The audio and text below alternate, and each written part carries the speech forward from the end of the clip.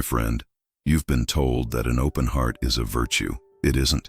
In the real world, it's a leak. You think you're being kind, but you're actually just being unguarded.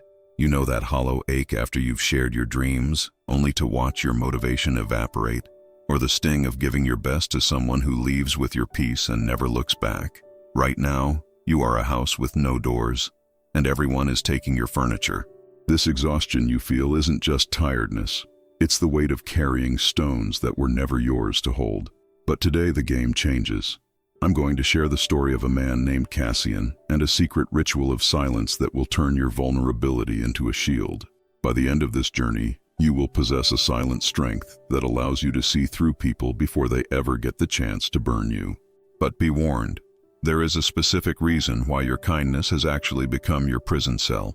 And if you don't understand the pressure I'm about to describe, you will continue to shatter every time you try to build something real. Look at Cassian's face. It's the look of a man running a race with no finish line. His shoulders slope like a closing book because he is carrying the invisible burden, a weight that doesn't show up on a scale but crushes the spirit just the same. My friend, he spent his life trying to buy a seat at the table using the currency of his own peace. He wasn't exhausted from hard work. He was exhausted because he was giving himself away in pieces. This is the true weight of the stones that are not yours. The credit stolen by a colleague or the friend who only calls when their world is burning. Cassian was a house with beautiful furniture but no locks on the frames. He let every passerby wander in with muddy boots and walk out with whatever they wanted.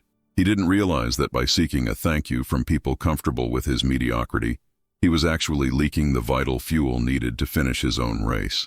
He was winning the nice guy award, but losing the game of life. He had a fire inside, but he let everyone throw water on it until his kindness became a prison cell. But there is a reason he couldn't stop. There is a lethal addiction to validation that was killing his progress in secret. A secret that an old glassblower was about to expose in a way that would change Cassian forever. However, before Cassian could find strength, he had to face a silence so heavy it felt like a sentence. And in that silence lies the first step to your recovery, if you can handle what it reveals. Cassian climbed toward the mountains, carrying his grievances like a heavy storm cloud ready to burst. He entered Master Oren's glass studio, where the air was thick enough to chew and the furnace breathed like a beast. Immediately, Cassian began to bleed his energy, launching into a tirade about how people are untrustworthy and how badly he had been treated. But Oren remained a mountain of quiet. He knew that words are often just the steam escaping from a pot that has been boiling for too long without a lid. Without a word, Oren handed Cassian lead-heavy tongs and commanded a total, agonizing silence. For hours, Cassian was forced to watch a glowing orb of glass. Every time he opened his mouth to justify his failures or point fingers, Oren simply pointed back to the fire. This silence was a mirror, reflecting every insecurity Cassian had tried to hide behind the noise of his constant complaining. He began to realize that his stories were just a shield to avoid looking at his own lack of control. By forbidding speech, the master was forcing Cassian to stop wasting his fire on the wind and start building invisible progress, a pressurized environment where the soul can actually reform. But as the glass began to glow with a beauty that seemed almost divine, Cassian was about to make a fatal mistake that most of us make every day. He was about to reach out for something he hadn't yet tested, unaware that even the most beautiful connections can be forged in a lethal heat. A mistake that could shatter his spirit permanently if Oren didn't intervene. Oren pulled a sphere of molten light from the furnace, a pulsing golden heartbeat that looked almost divine. It was hypnotic, and instinctively, Cassian reached out his hand to touch the surface of that shimmering orb. He wanted to connect with the beauty.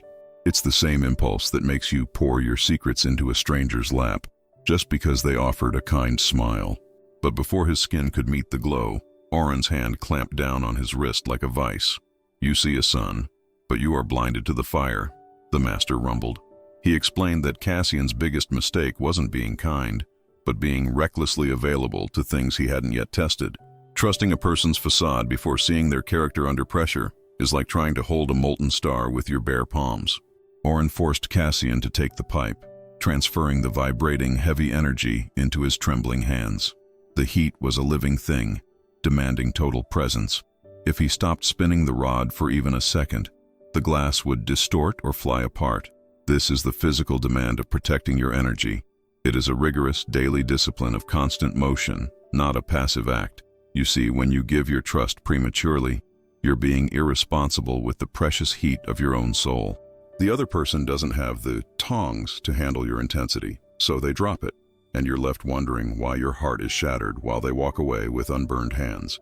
There is a strategic secret used by the world's most respected leaders to prevent this, a way to let the cooling phase reveal the truth before you ever commit your heart. But how do you know when the cooling is done? There is one specific sign, a shift in the light of a relationship, that tells you exactly if you're holding a useful vessel or just a jagged piece of trash. If you miss this sign, you will keep building your life with glass that is destined to break, and the ritual to identify it is something you've likely never heard of. Finally, the angry red glow faded, leaving behind a surface as clear as a mountain lake in winter. The heat that once threatened to consume everything was now trapped within a solid, unyielding structure. Cassian realized he had been trying to build a foundation for his life using molten glass that was still too hot to hold. He had been mistaking the dry heat of public approval for the steady, internal warmth of a character that's been properly tempered. Master Orin leaned forward and shared the secret that many spend a lifetime of heartbreak trying to discover: the ritual of the 7 sunsets. Before you offer a single piece of your inner energy to a stranger, you must observe their actions for 7 full cycles of the sun. Watch how they treat those who can do nothing for them. If their character doesn't hold its shape after the glow of the first meeting fades, they are not ready for your vessel. Cassian walked back down the mountain, no longer a victim, but a man who owned his own heat. He was no longer a house with no doors, but a fortress with a very selective gatekeeper. But here is the truth that even Cassian had to face. The ritual is only the shield. Knowing how to observe is one thing, but knowing how to release the massive weight of the stones you've already picked up from your past, the guilt, the betrayals, and the yeses that still haunt you, is where the real battle begins. In just a moment, I am going to show you the exact roadmap to drop those stones forever and reclaim the energy you've been leaking for years. Because the story of Cassian is a lesson, but what I'm about to reveal next is your survival kit. Cassian stepped out into the cool night air, the stars reflecting the clarity of the vessel in his bag. He knew the fair-weather friends and the credit takers were still waiting in the valley, but the game was different now. He had learned that true power is found in invisible progress, the work that happens when nobody is watching and no one is there to clap. But you might be wondering, how do you apply this ritual of silence when your life is already full of noise and people who demand your energy? Many of the stories you hear here aren't just stories. They reflect the invisible weight you may be carrying every day, that invisible burden that crushes the spirit and leaves you mentally depleted. If you're tired of holding pain, responsibility, and guilt that were never yours, I created a specific roadmap for you. It's an ebook called The Weight of Stones That Are Not Yours. It's for those who, like Cassian, realize they've been the architect of their own depletion by inviting the wrong people in. It is for those who want to let go, set boundaries, and finally live with lightness. But because I want to ensure your vessel is truly unbreakable, when you get the book today, I'm including 2 vital survival tools. Bonus 1, learning to let go of stones that are not yours. This is your guide to the cooling phase, teaching you exactly how to stop seeking premature praise that leaks your fuel. Bonus 2, when saying no is an act of self-love. This will help you turn your desperate, jagged no into a strategic shield. No more being a house with no doors. The link is in the description and in the pinned comment. Stop being the furnace with no walls. Stop building your life with molten glass that only serves to burn you. Join our community of peace. Hit that subscribe button and let your soul cool into something unbreakable. The most important part of your story is about to begin. Will you keep carrying those stones, or are you ready to set them down?